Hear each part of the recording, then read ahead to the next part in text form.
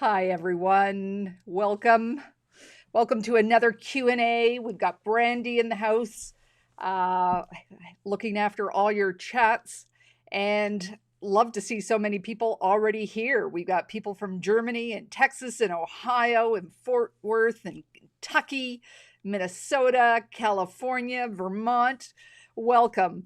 It is a rainy day here in Toronto. Good day to be inside. And I am just going to rearrange my screen here for a second so I can get all your questions up and live. Um, I hope everybody is well. Things are good. One of the first questions somebody asked me was, am I excited for my cruise? And I cannot tell you how excited I am for my cruise. We had our Q&A, our last one before the cruise on Sunday night, and I think you can feel everybody was just we just can't wait to get going. My husband and I have been packing and getting all the little things that we need. Had to buy some new clothes. And I'm also excited because my son is out in British Columbia and we will spend a day with him before uh, before we travel. I also am teaching 2 classes on the cruise, so I've been busy dealing with shipping. All the supplies for the kits are being shipped out west, so just teeing up and making sure that everything arrives on time. So, boy, look at everyone here. Alabama, Arkansas, Michigan, White Rock, BC, Kentucky, getting ready for the Derby.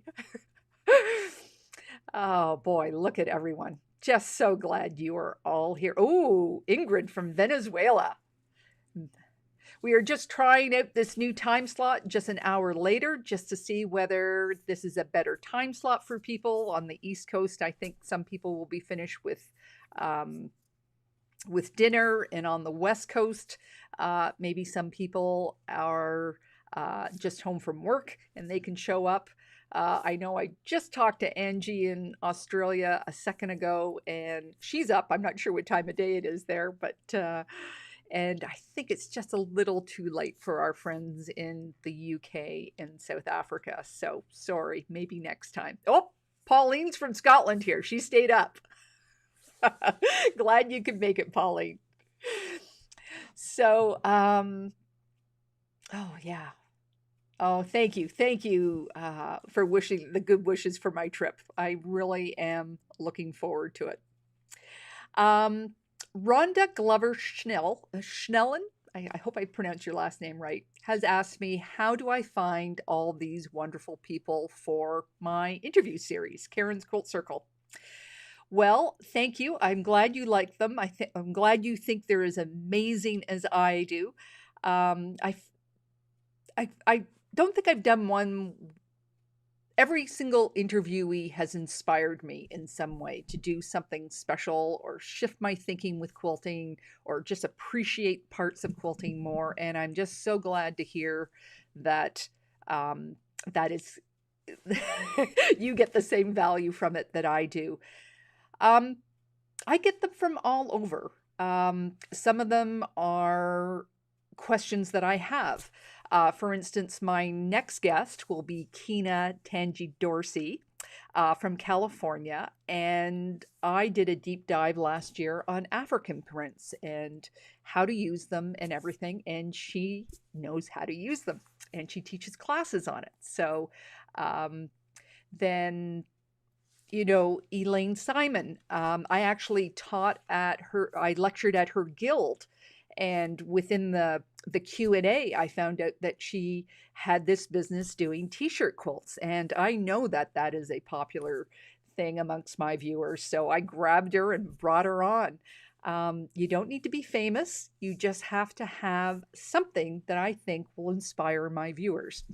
And there's an angle there, and I collect lists, and probably every other month I just try and contact as many people as I can. Now, many people I can't get a hold of for whatever reason. I don't know whether they don't have the time, or they're too shy, or they don't know who I am, or my email gets lost in email hell.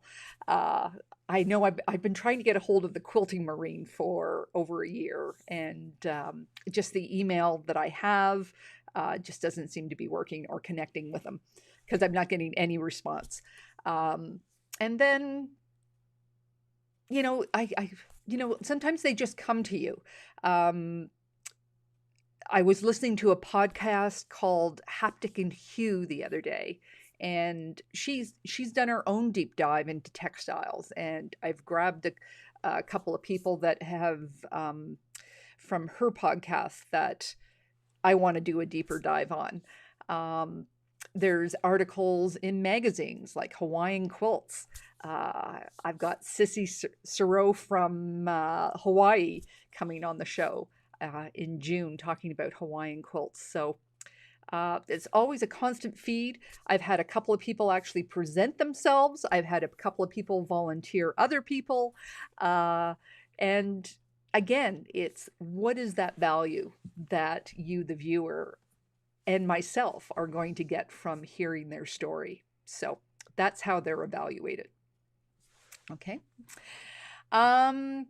Joyce Ellen Middlesmith Fuller has asked, you mentioned clipping threads when you finished quilting. I have also heard you say burying threads. So how do you finish off quilting? Well, it depends on how you have treated your threads at the end of your seam or just before you've cut them from your sewing machine. So if you are at the end of a seam, you don't need to backstitch, you don't need to bury your threads, you can just trim them as long as you get them into a quilt sandwich fairly quickly. Otherwise, those ends will pull apart. The reasons why you don't go back is you don't want to add bulk in your seam. Those threads can build up pretty quickly and build up into bumps. But when you're actually quilting your fabric, that's a different story. So it just basically depends on your machine, which method, and your personal taste, which way you prefer to deal with those threads. Sometimes your machine has a locking stitch on it, and if you lock them, you can just trim them right down without burying your threads. Some people don't trust the locking stitch and they bury them anyways, and sometimes your thread breaks and you've just got to start again, so you have to bury your thread. So what I like to use is a self-threading needle. A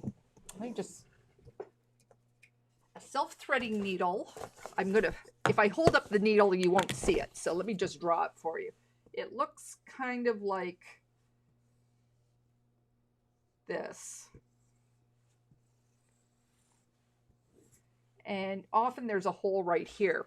But if you put your thread right into here, there's enough tension between these parts right there to hang on to it just so you can bury your threads. It's not good enough to sew long stitches with or long seams with because your thread will come out, but it's good enough for burying your threads. And I keep one by my machine at all times just to do that. So it's not an onerous thing. It's just something second nature. And as I have matured as a quilter, when I first started, I thought, well, I'll just bury them all at the end.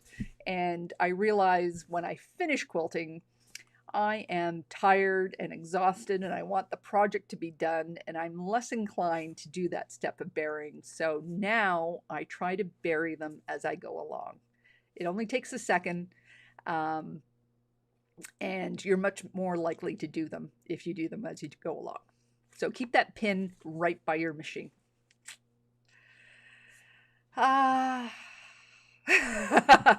Val Klaus, thank you. Jump on the Quilting Marine's next Facebook Live and suggest he contact Karen.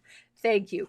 Brandy, if you could put my info at justgetitdonequilts.com in the comments, then just give him that email if you would. I would love to have him on my show. Anna Palmer has asked me to talk about my new gig with Bernina. I am very pleased to be one of Bernina Canada's new brand ambassadors. I have been a Bernina girl since 1983, 4 when I bought my 910. I still own my 910. Um, and a number of years ago, I bought a 750.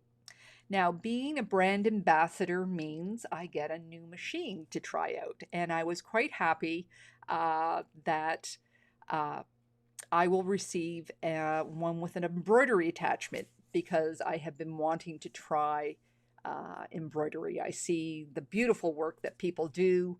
Um, I know there's a learning curve attached to it, so stay tuned as I struggle through that.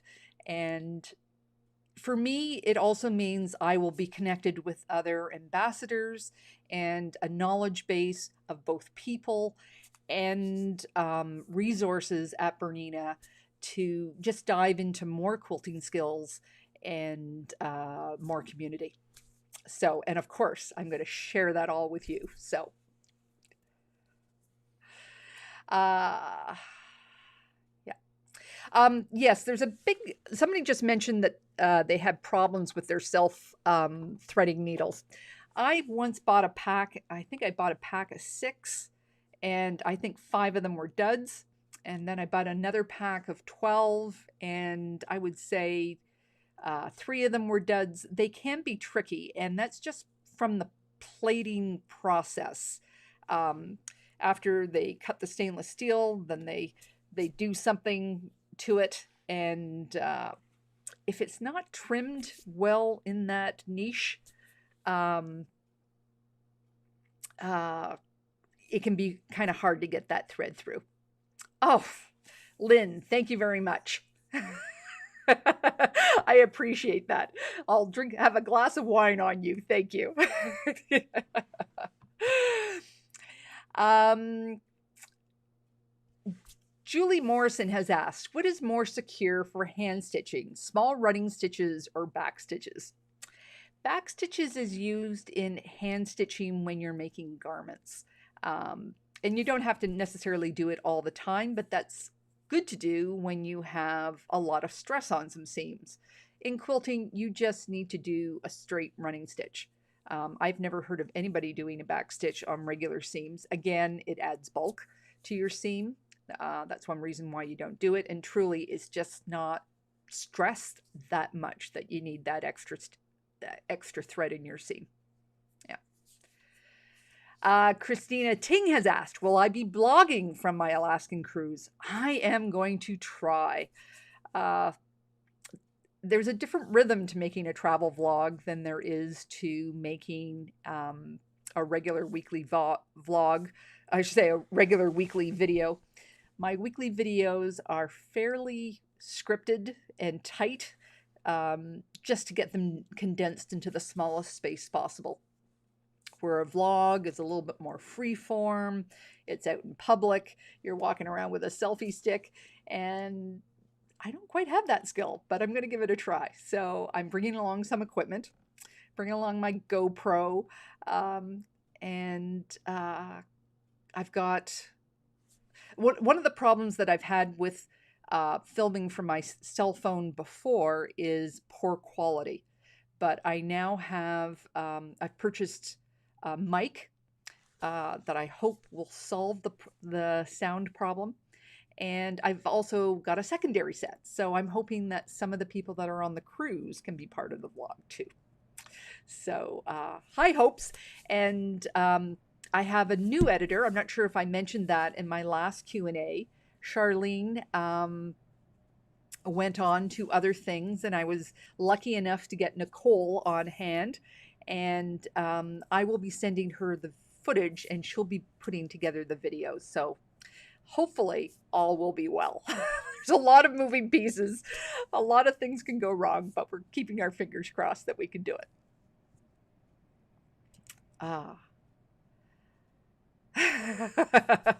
I'm just noticing how many other people are Bernina girls too. Mary Cohen has asked, what other YouTube quilters do I listen to? Well, in quilting, surprisingly not a lot. I I'm like many people. When I have a problem with quilting or I want to learn a new technique, I'll put it into the search function and I'll find a quilter. And they're not necessarily current. It could be a 5-year-old video, or some are even 10 years old, but they're the best answer for that information. Um, I watch the Fat Quarter Shop. I watch Dana Jordan. I watch Megan at Tiny Orchard Quilts, and I will jump in on others. But unfortunately, I don't have a lot of time to sit through a Q&A. Here I am in a Q&A, but I don't have a lot of time to sit through other ones that are long term. I'll often put them on times 2 speed to see if I can get through them a little bit faster. Um, but yeah, I'm trying to think of, again, like I drop in on the Quilting Marine, I drop into Ron Arpel, just, and lots of smaller ones too. Uh, Cacciavacci, there's a couple out west that just all over the place. So there's no real one consistent thing. I also like to watch other makers, things that I do not do at all. So maybe a card maker. I have a young man that I follow out west, Samson Boat Company, who's rebuilding a ship. And I find that very working in another craft, just getting a different perspective on approaching things. Sometimes I can bring some of their techniques back into quilting. Yeah, that's what I like to do. Cheryl Smith has asked, I often have a problem when I'm adding a border. I think the fabric stretches on the unsewn seam and wind up with wonky borders. Any suggestions on how to solve this problem? This is a common problem. Almost everyone has it. I am making a quilt right now that I have to make some adjustments on, and I will probably be doing a video on that, so stay tuned. It is something that you need to be on top of. You can't wait to the end of the quilt to solve. You've got to solve it as you're going along. But truly, what you need to do, I don't know whether this is just one border that you have on the outside or you've been making a medallion quilt, but before you put on that border on the outside, you need to measure your quilt in at least 3 to 4 places. And you need to measure it on the lengthwise, and you need to measure it widthwise, and you need to make it square. Because if you put borders on a quilt top that's not square, you're going to get wavy borders. It's just the way it is. Now, there's some other things that will affect it, like I'm going to have to make a video of it. There's just so many things, but I do have one on the board right now that will be talking about borders. So stay tuned, hopefully in first thing in June. The Hadster says, if I wanted my quilt to go over the pillows, how should I measure that? Well, there's no an exact measurement. It depends on what pillows you have, and it depends on how many pillows you have. But what I would do is lay your quilt out so that it's flat on your bed and just touches the top of your mattress. And then pull it back and do your crease underneath the front edge, and then fold it over, and then take your measuring tape and take from where the quilt stops to where you want your quilt to end. And that will give you the additional measurement. Some pillows are pretty big and fluffy, and you may end up having to add 18 inches, just because they have so much height and so much fluff. So don't be surprised if it's big.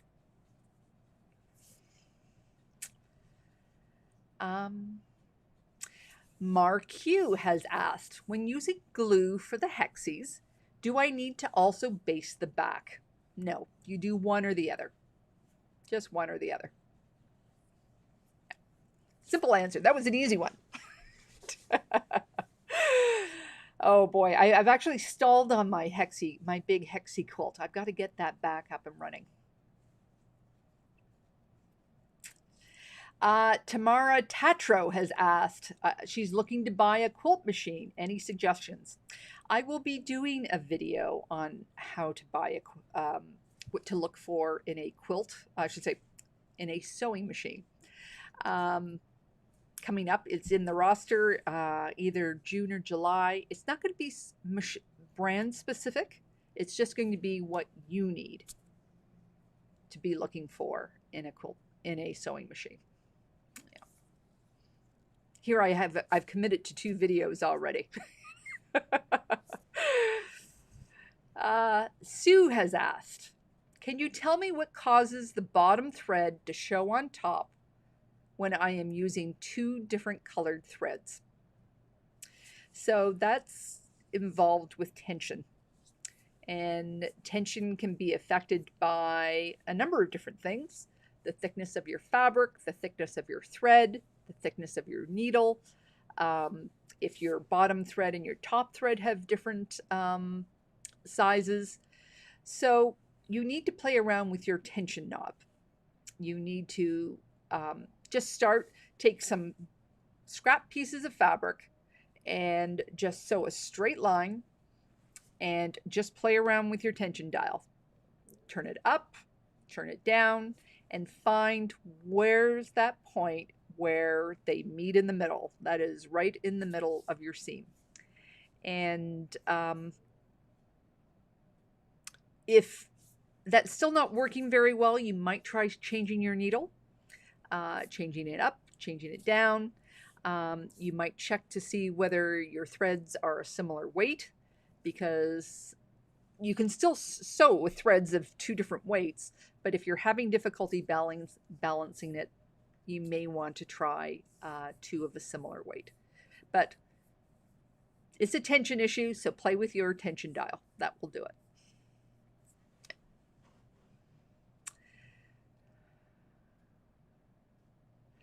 Suzanne Painter has asked me if I am going to be making more machine quilting tutorials on my YouTube video, either for long arm or domestic. It is not a place where I consider myself a teacher. I'm still learning, I'm still experimenting. There's certain points I can tell you, and I can do tricks and things like that, but I'm really not an expert in either form. So it may be a couple of years before I do that, but I don't have a problem showing you what I choose to do and my discoveries while I do it. So I'm not sure if I will ever do a full video on it until I'm just a little bit farther along.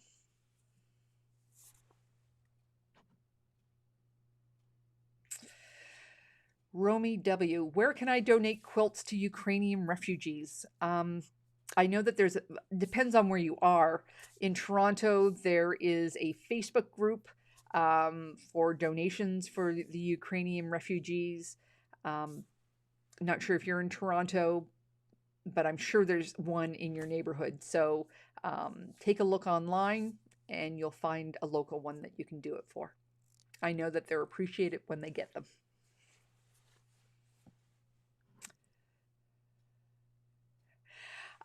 Lisa has asked, I made Scrapbuster number 8 jelly roll quilt. Do I trim off the sides once the quadrants are assembled? Help. So if you remember Stashbuster number 8, that was the one with the beautiful V's in it. It was made out of a jelly roll, and just before you sewed it together, I recommended that you sew one strip down both sides because all the outside edges were bias. So do you trim them off once it's assembled? I would trim it off. If you're just going to quilt it as is, I would not trim them off until you've quilted it. Because they're bias, the sides of your quilt are just a little bit more stable without the bias seam actually being cut.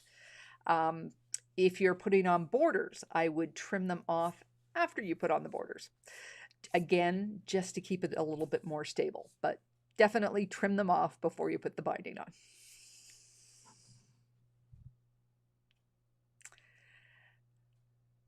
Hyomin. Is it hyomin? Sorry, I'm not going to pronounce it properly. Hyolim. Hyolim. Would you use all sampler blocks that you've made for a quilt, even the ones you don't particularly like? I'm working on my first sampler. I like half. I'm not crazy about the other half. Your choice. You can do what you want. If you don't like them, often you can put them on the back or you can abandon them. But you may want to analyze them why you don't like them. Are you not liking them because they're misshapen? Are you not liking them because the layout is not working for you? Are you not liking them because some of them are bright and cheerful and these ones are just ho-hum? So the truth is, once you get it in the quilt, many things are forgiven. But so if they're not the stars of the show and you've got other ones that are stars of the show, just tuck them in the corner.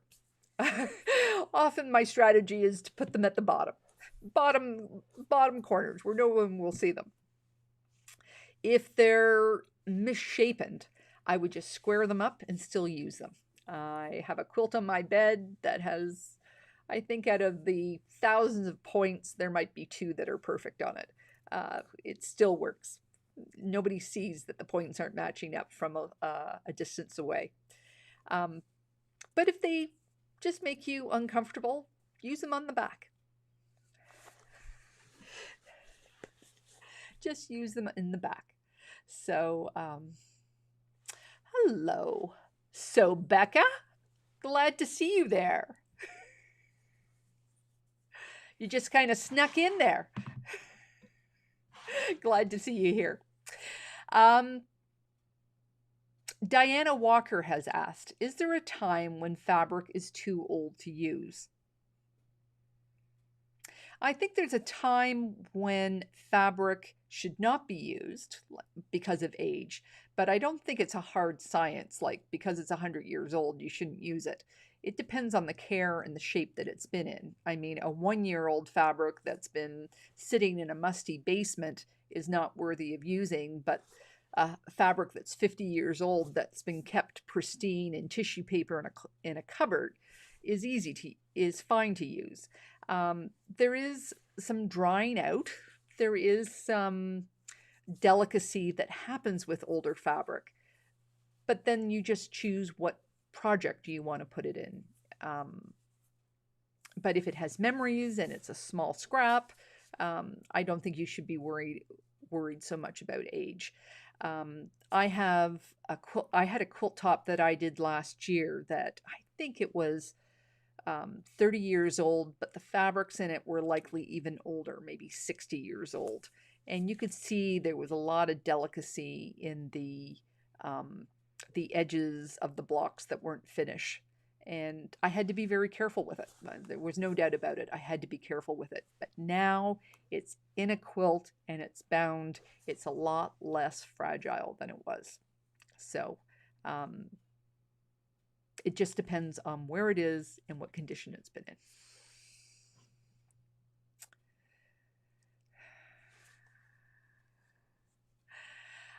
Sandra William has asked, I have finished blocks that should have been 12 inches. Some are not 12 inches. I don't know how to correct it without cutting off the points. I don't know how experienced a quilter you are, Sandra, but this is a beginner mistake, and that's part of learning how to quilt. Learning how to sew straight, learning how to keep things square. It's harder than you think. And if this is one of your first quilts, I would not worry about it. I would just square them up and put them in the quilt as best as they go. I've said this many times. I've said it at least once already in this Q&A that a lot is forgiven once you get the borders on. You can fuss with them. You can open them up and resew them if you want, but there is a high chance that you'll damage the fabrics. They will become wonky with over ironing, and there's a lot of other elements that come into it when you're trying to fix them. But the truth is, those perfect points are a function of math, and that 1/4 inch is so important, and challenging to be accurate. There's a reason why we call people master quilters, and it's through the foundational skills of straight sewing, a really good ironing technique, and cutting straight that, and practice, that those points will come together. So cut yourself some slack if this is one of your first ones, or one that you did, 5 years ago and you've improved since then. Um, you'll do better on the next one.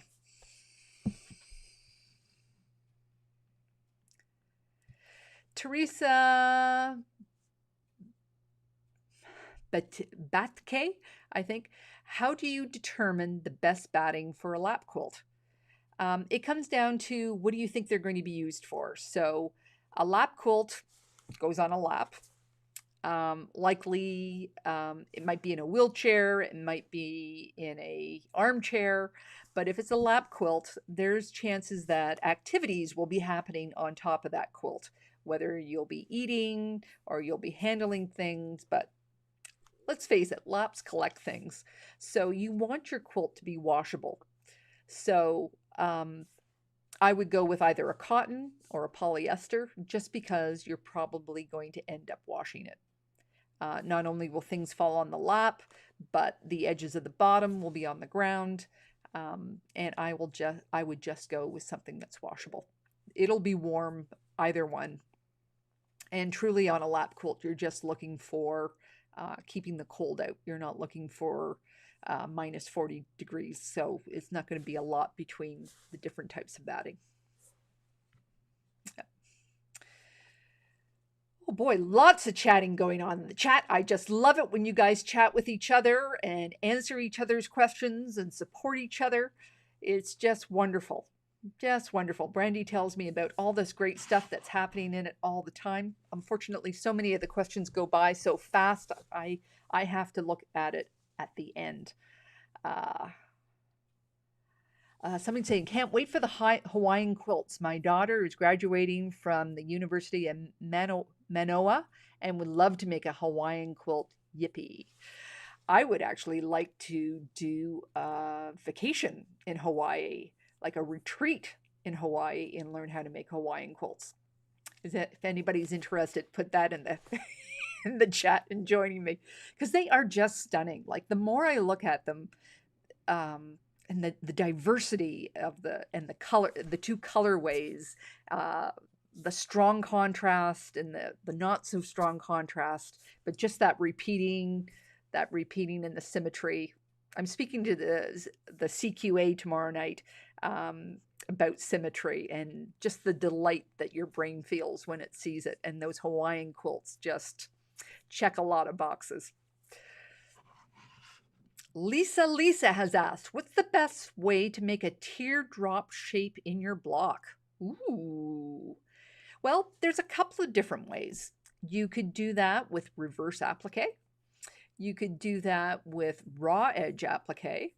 And you could do it with a curve and a square block. So you could actually do it pieced. Let me just see if we can draw that one out. So if it would look like this, and like that. And it's actually probably not too much of a teardrop. So it would be 4 blocks, 2 with a curve and 2 half square triangles. Or you could probably no, I wouldn't paper piece it. My personal thing, if you're doing a teardrop, depending on what you're doing, I would just raw edge applique it. I actually really like the look now of that third layer on top. I really like raw edge. I didn't like it in the beginning, just because I think maybe because the shapes that I saw it being done, I just thought they were kind of juvenile. But now, just seeing Exhausted Octopus does some wonderful raw edge piecing, and Peter Byrne of Hover Quilting, he did some really nice raw edge applique on his Cityscapes quilt, and that just got my brain going, and I now love that extra layer in my quilts. So Nancy Cox has asked, have I ever had a problem mailing a quilted postcard? Do they take extra postage? Nancy, honestly, I have just dropped my postcards in the mailbox. I've put stamps on them, just the regular stamp postage. I know there's a lot of people that say that the post office won't accept them, but all my postcards have always gotten to their recipients, and I just feel there might be a moment of happiness as that mail sorter or the mail person looks through the mail and sees that postcard with all that texture and technique and just has a little smile and makes sure that it gets where it's going. So that's my experience. They just always get there.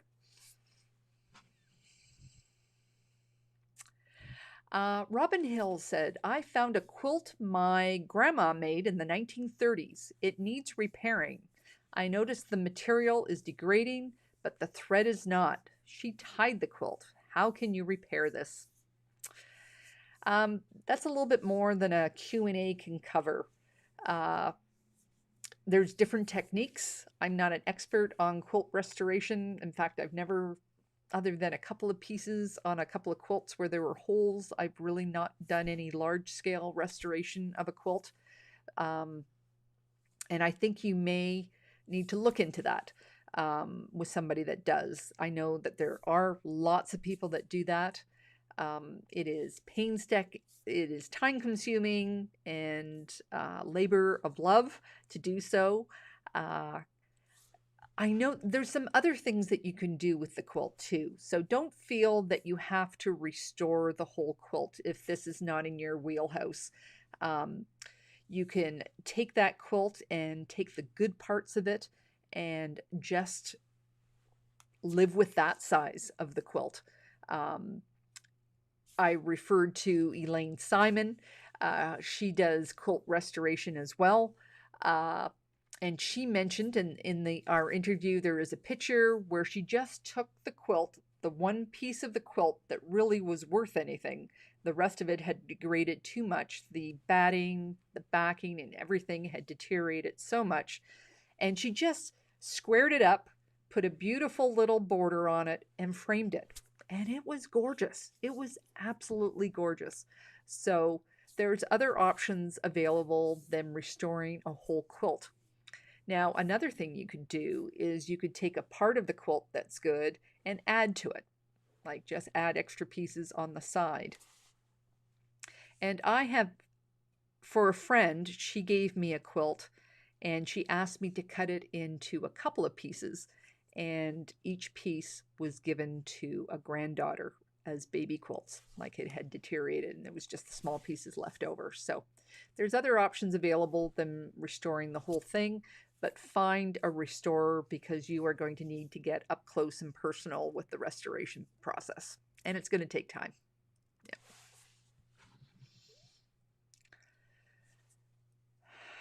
What does the phrase edge-to-edge quilting mean?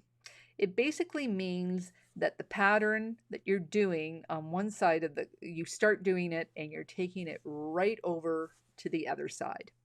So an edge-to-edge pattern can be somewhat free motion, and often it's pantographs. And that's probably what they're referring to when you're talking about they've got a pantograph pattern and they're just following this tracing, or it's being done for a computer. I have watched several women do it expertly freehand, but it's just a repeating pattern that goes right across and is just repeated over the quilt. So it's just one pattern over the whole quilt. And that's opposed to custom quilting, which is motif and design specific within the quilt. Edge-to-edge quilting normally is less expensive. Ernest Sewell has asked, do you prefer the typical 2.5-inch binding method? Recently, I tried Corey Yoder's 2-inch method. Not sure how I feel about it.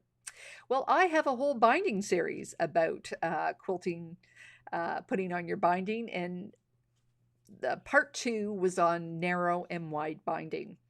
And it is very rare that I just use the regular 1/4 inch, 2.5 inch binding strips anymore. I like chunky borders.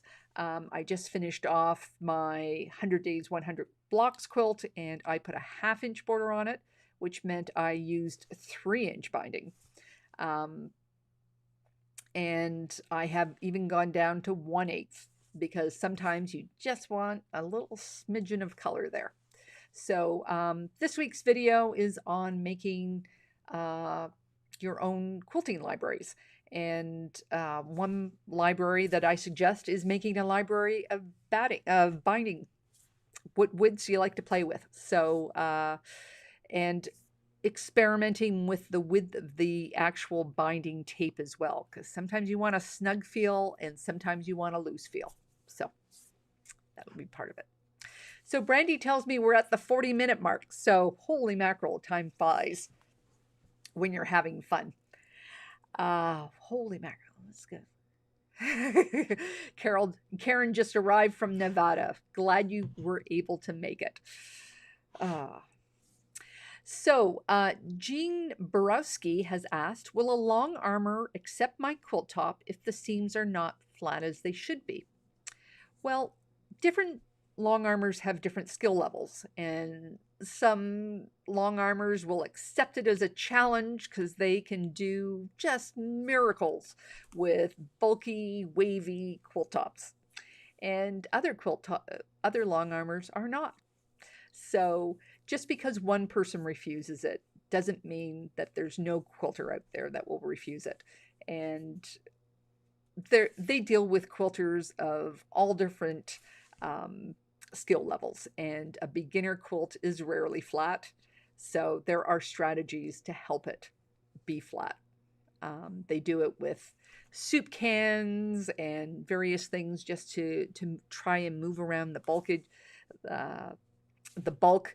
My very first quilt, in fact, one of the few, I think I've only given 2 to a long armor. I think I've done them all, the rest of them myself. But this was a king quilt.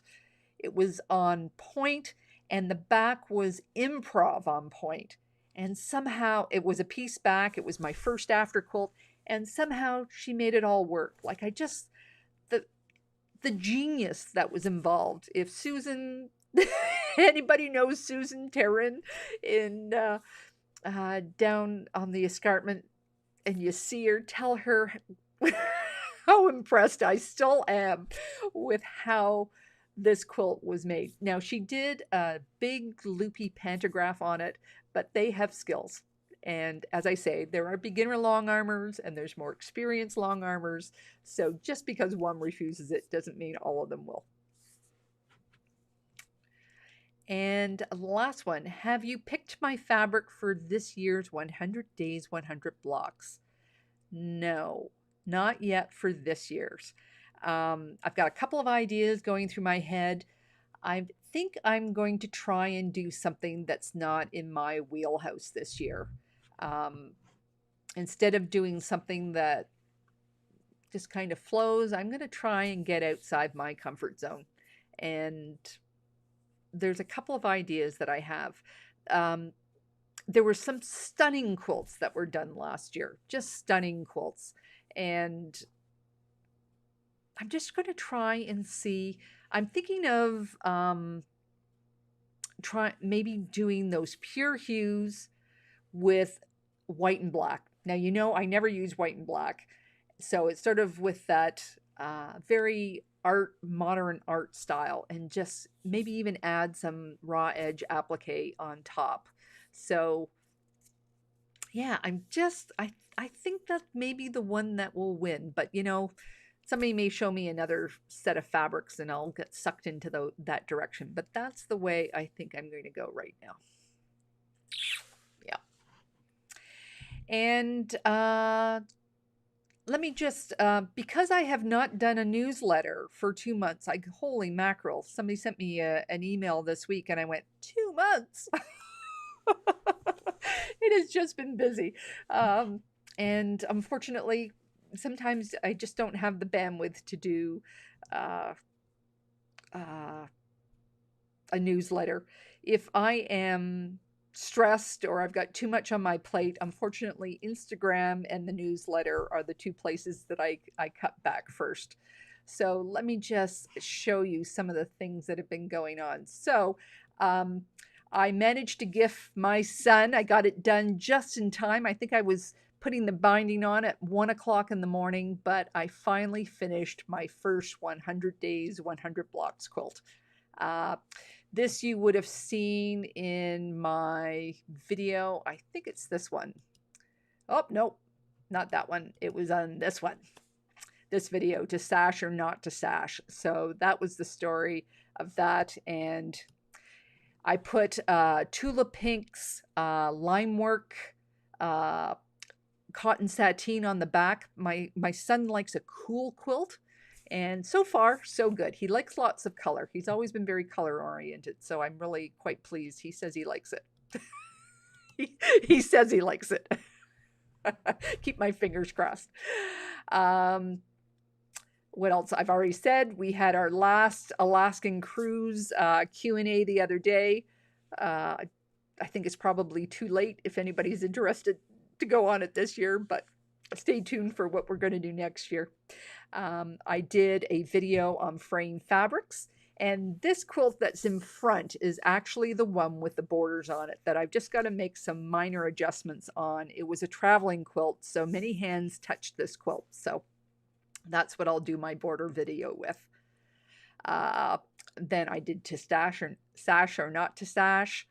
Then I also did a very quick little video on how my sewing room converts into a bedroom. My son from out west was home for Easter, and my daughter's going to be moving to Montreal. So fortunately, I think my sewing room is going to be a bedroom many, many times over this year.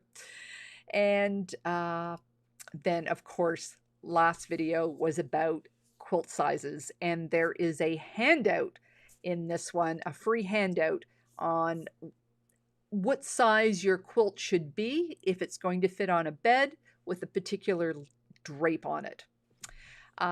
In Karen's Quilt Circle, I'm not sure if anybody watches So Sweetness, but I had the joy of having Sarah Lawson on Karen's Quilt Circle this past week. She is such a smart, clever woman. It was wonderful to have her on the show. Danny was there too. He was in the background, but we didn't get to see him. And then the week before, the one before that, I had Young Min Lee, and we were talking about bujagi, a wonderful hand quilting technique, and very, very interesting. And our next Q&A will be in June. Holy mackerel, we're already talking about June. Woo! What happened to February? I don't know if you feel that way too. But thank you very much, everyone, for being here. Let me just turn all these off here. I should have turned them off before. And that is it. One other question I was going to say. Oh, lost it. But thank you all for showing up. There will be a video on Saturday, and then hopefully some vlogs from Alaska and the trip. And then I will be back to the regular schedule, I think the last week in May. I think I have one just before the end of May. So thank you everyone for showing up. It's been a delight to have you here from all over the world. So Becca, thank you for being with us. I know John was with us at the beginning, but he has his own live Zoom going on right at the moment. And I appreciate anyone that can get the Quilting Marine to get a hold of me. I appreciate that. Thank you, Lynn. I will enjoy that. Happy Mother's Day to everyone, and take care.